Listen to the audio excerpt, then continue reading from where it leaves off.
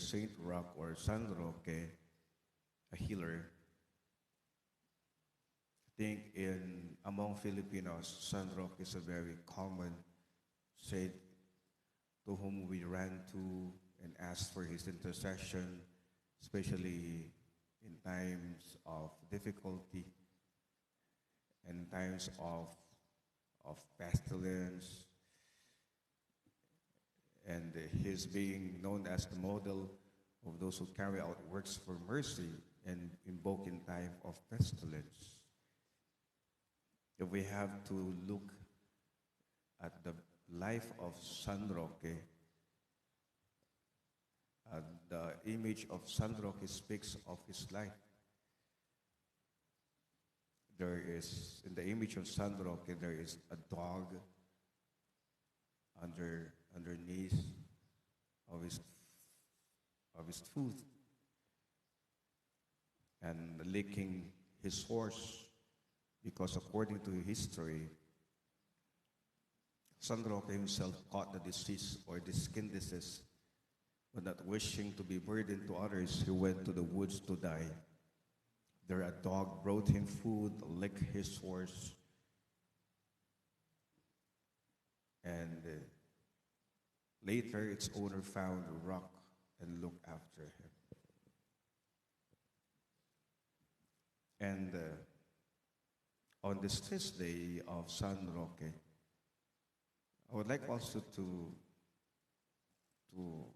give an insight of the gospel reading today, that is bringing us to a kind of healing, not on physical infirmities or dreaded skin disease, but the healing that brings about our fraternal charity or correction.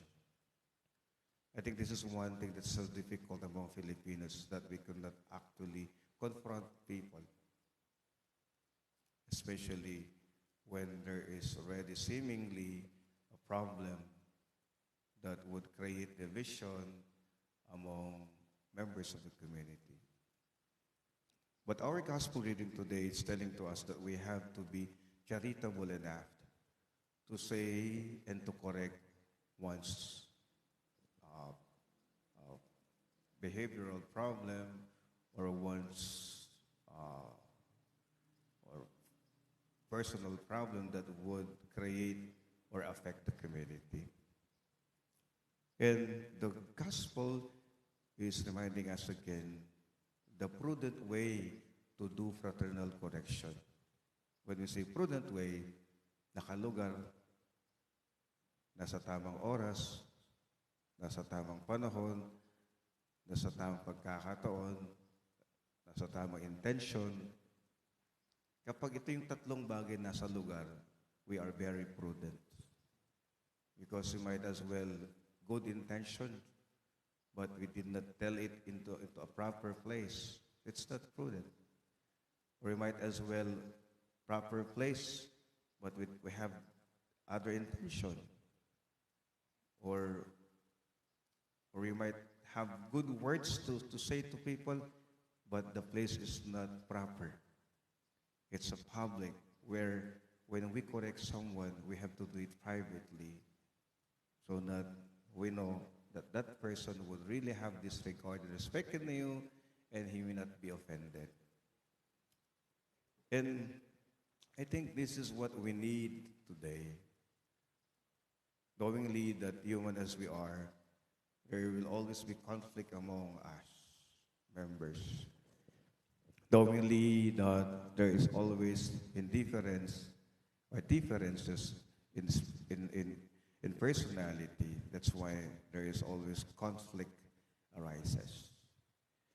But let us be reminded by this prudent way of correcting the mistake, correcting the wrongdoing, correcting the human error of everyone.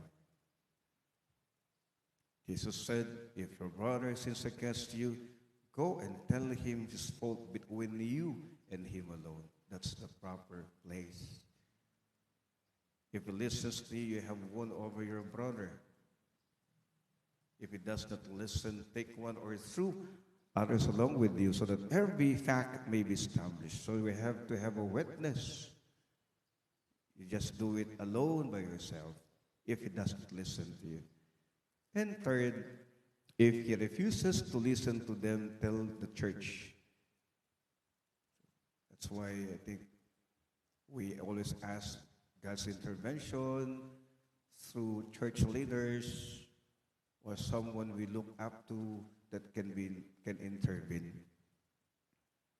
And he said, if he refuses to listen even to the church, then treat him as you would as Gentile or a tax collector. What is the gospel telling to us now?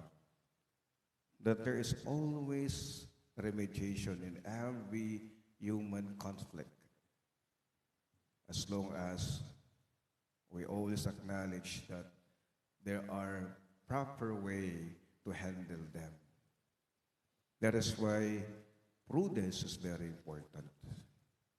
And let us always resolve conflicts in relationship in the spirit of truth and charity, especially in fraternal correction, and in the most prudent way.